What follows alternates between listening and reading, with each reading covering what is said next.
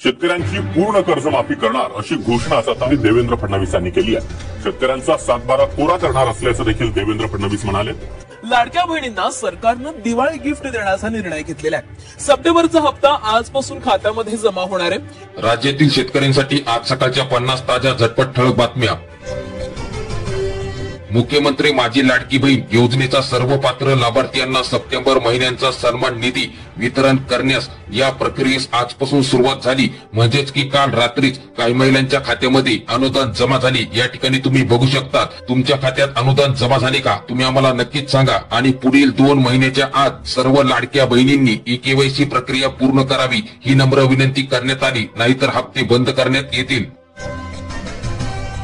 गत वर्षीच्या अतिवृष्टीतील नुकसान 37 कोटी मिळाली। 7 मंडळातील शेतकऱ्यांना हातभार, अनुदान वाटप सुरू करण्यात आले। छत्रपती संभाजीनगर जिल्ह्यातील अपडेट।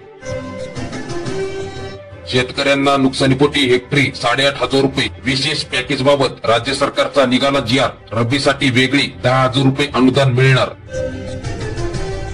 ओबीसीवर अन्याय होऊ देणार नाही। 2 सप्टेंबरचा जी.आर. हा फक्त मराठवाड्यापुरताच, मर्यादेमध्ये बावनकुळीचं वक्तव्य। सोयाबीनच्या दरात घसरण, उत्पादक शेतकरी अडचणीत। सरकारने पिकाला हमीभाव देण्याची मागणी। आजचा सोयाबीनचा दर 3,600 ते 3,800 रुपयांच्या दरम्यान आहे। पीक नुकसानीचा निधी आला, पण तुम्ही केवायसी केली आहे का? दिवाळीच्या तोंडावर दिलासा। 19,303 शेतकऱ्यांना मिळाला लाभ। गडचिरोली जिल्ह्यातील अपडेट। 347 तालुक्यातील शेतकऱ्यांना 31,000 कोटींची सरसकट मदत मिळणार। तुमचा तालुका यामध्ये आहे का? जिल्ह्यांची यादी बघा आणि स्क्रीनशॉट काढून यामध्ये तुमचा तालुका आहे का नक्कीच बघा। आणि व्हिडिओ संपूर्ण शेवटपर्यंत नक्की बघा, कारण तुमच्यासाठी केंद्र सरकारने नवीन एक योजना आणली आहे। पीक नुकसानीपोटी मिळणार 1,201 कोटी। केवायसी बिना 553 कोटींचे वाटप सुरू करण्यात आले। नवीन निकषानुसार दिवाळीपर्यंत अनुदान सर्वच राज्यातील शेतकऱ्यांच्या खात्यात जमा होणार। खरडून गेलेल्या जमिनीसाठी प्रति हेक्टरी मिळणार 47,000 रुपये। नांदेड जिल्ह्यातील अपडेट। बँक देणार ग्राहकांना झटका। ऑनलाईन सेवांसाठी शुल्क वाढविण्याची तयारी सुरू। 1 नोव्हेंबर पासून बँकांकडून होणार अंमलबजावणी। पूरग्रस्त शेतकऱ्यांना 13 ऑक्टोबर पासून रब्बीसाठी मोफत बियाणे मिळणार। 26 जिल्ह्यांमधील पंचनामे रखडली। दिवाळीपूर्वी भरपाई मिळेल का? फक्त 3 जिल्ह्यातील शेतकऱ्यांच्या खात्यात अनुदान जमा। लाडक्या बहिणीच्या केवायसीला सर्व्हर डाऊनचा खोडा। तासनतास ओटीपी येत नसल्याने वैतागल्या बहिणी। शेतकरी दुहेरी संकटामध्ये। पावसानंतर कपाशीवर लष्करी अळींचा कहर। शेतकरी चिंताग्रस्त।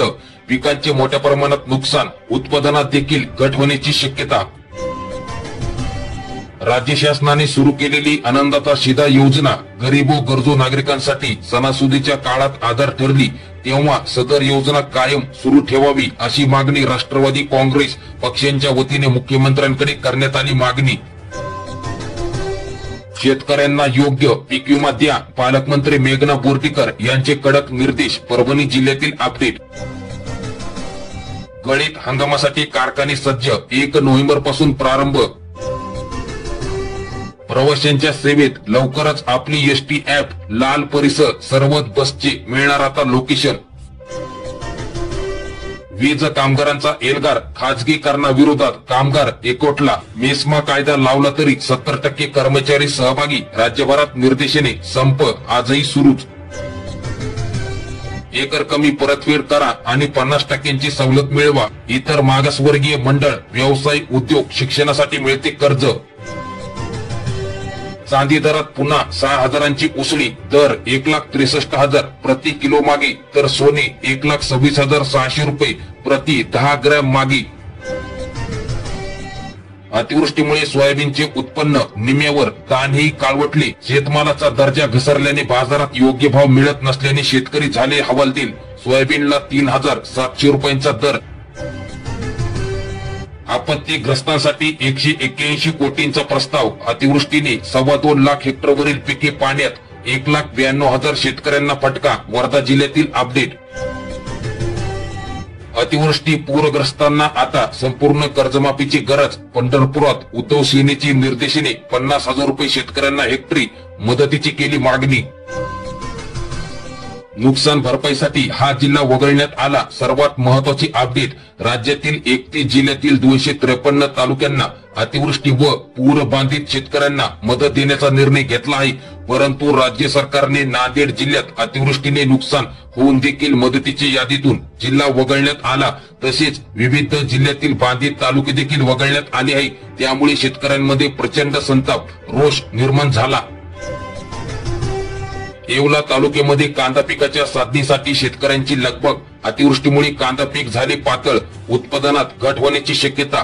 पिंपळगाव येथे सरासरी भाव 1200 रुपये क्विंटल आहे, तर लालसगाव मध्ये तोच भाव 1080 रुपये क्विंटल, तर उमराणे येथे सरासरी भाव 1200 रुपये क्विंटल आहे आणि राहता येथे सर्वाधिक भाव म्हणजेच की 1800 रुपये क्विंटल पर्यंत पोहोचला आहे.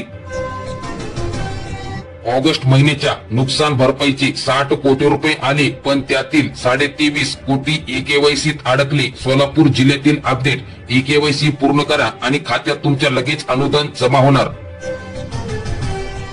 पुणे महानगरपालिकेने आपल्या कर्मचाऱ्यांना गुड न्यूज दिली आहे. पुणे महानगरपालिकेतील सर्व अधिकारी आणि कर्मचारी यांना बोनस जाहीर करण्यात आले. त्यांना 25,000 रुपयांचे सानुग्रह अनुदान दिले जाणार आहे आणि हा बोनस दिवाळी आधीच खात्यात जमा होणार. यंदाच्या वर्षी सानुग्रह अनुदानाच्या रकमेमध्ये 2,000 रुपयांची वाढ करण्यात आली. एकही शेतकरी नुकसान भरपाईपासून वंचित राहणार नाही. आणखी काही तालुक्यांचा समावेश यामध्ये करण्यात येणार. बावनकुळे यांची माहिती. EKYC न करता मदत शेतकऱ्यांच्या खात्यावर जमा. एकच अट आहे, 33% पुढे नुकसान झालेल्या शेतकऱ्यांना मदत मिळणार. शेतकऱ्यांना मधल्या काळात मध्ये काय सांगितलं, 8,000 8,500 रुपये हेक्टरी अनुदान देऊ. 8,500 रुपये हेक्टरी म्हणजे एका गुंठ्याला 85 रुपये शेतकऱ्याला. रे पीक कशाला देता? कमीत कमी माझ्या शेतकऱ्यांना 50,000 रुपये हेक्टरी अनुदान दिलं पाहिजे, ही आपली या ठिकाणी मागणी आहे. अनेक या सरकारला आपल्या शेतकऱ्यांकडे दुर्लक्ष, आपल्या युवकांकडे, बेरोजगारांकडे दुर्लक्ष. त्यानंतर आता मुख्यमंत्री महोदयांनी सांगितलं त्याच्यात 2 हेक्टरच्या पुढे पण आम्ही निर्णय घेतलेला आहे 3 हेक्टर पर्यंतचा. त्याच्यावर काही शेतकऱ्यांच्या मनात अशी शंका येण्याची शक्यता आहे की आपल्याला 2 हेक्टर, आणि तो वरचा सगळा भाग राज्य सरकारने उचललेला आहे. कारण 2 हेक्टर पर्यंत इंडिया संदर्भातले नॉर्म्स असतात. त्याच्यावर हे करत असताना अनेकांनी वेगवेगळ्या पद्धतीने मागण्या केलेल्या आहेत. पण या सगळ्याच्या मध्ये कुठल्याही परिस्थितीत त्या शेतकऱ्याला उभं करायचंच असा निर्णय राज्य सरकारने घेऊन ह्या सगळ्या गोष्टी अंमलात आणण्याच्या करता आपण हे पॅकेज हे जाहीर केलेलं आहे.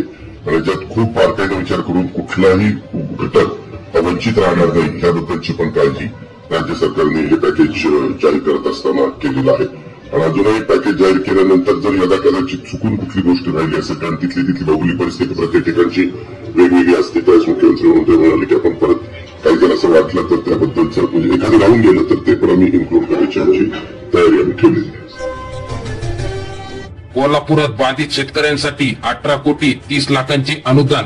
आपत्तीमध्ये मृत्युमुखी पडलेल्यांना प्रत्येकी 4 लाख रुपये प्रमाणे वारसांना मदत वितरित करण्यात आली आहे. स्थलांतरित कुटुंबांना प्रत्येकी 10,000 रुपये वितरित करण्यात आले असून उर्वरित कुटुंबांना अनुदान वाटपांची प्रक्रिया सुरूच आहे. शेतकऱ्यांसाठी महत्वाची अपडेट आहे. डीबीटीत चुकीची माहिती दिल्यास 5 वर्ष बंदी. खोटी माहिती देणाऱ्यावर आता कारवाई होणार. जे शेतकरी योजनेच्या प्रक्रियेत चुकीची किंवा खोटी कागदपत्रे माहिती सादर करतील त्यांना तात्काळ योजनेसाठी अपात्र ठरवले जाईल.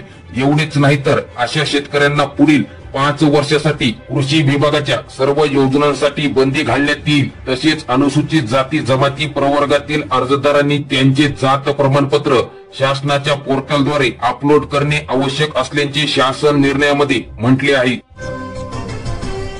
महाराष्ट्रामध्ये मान्सून माघार कधी घेणार? शेतकरी मित्रांनो, हवामान विभागाने दिली महत्वाची माहिती. म्हणजेच की 14 सप्टेंबर रोजी मोसंबी पावसांचा परतीचा प्रवास राजस्थान मधून सुरू झाला. पश्चिम राजस्थानच्या काही भागातून मोसंबी वाऱ्यांनी माघार घेतली आहे, तर राज्यातील काही भागातून मोसंबी वाऱ्यांनी माघार घेतली असून परतीचा प्रवास सुरू केला आहे. बंगालच्या उपसागरात लागोपाठ निर्माण झालेल्या कमी दाब क्षेत्र तसेच शक्ती चक्रीवादळ यामुळे मोसंबी पावसांचा परतीचा पाऊस लांबला.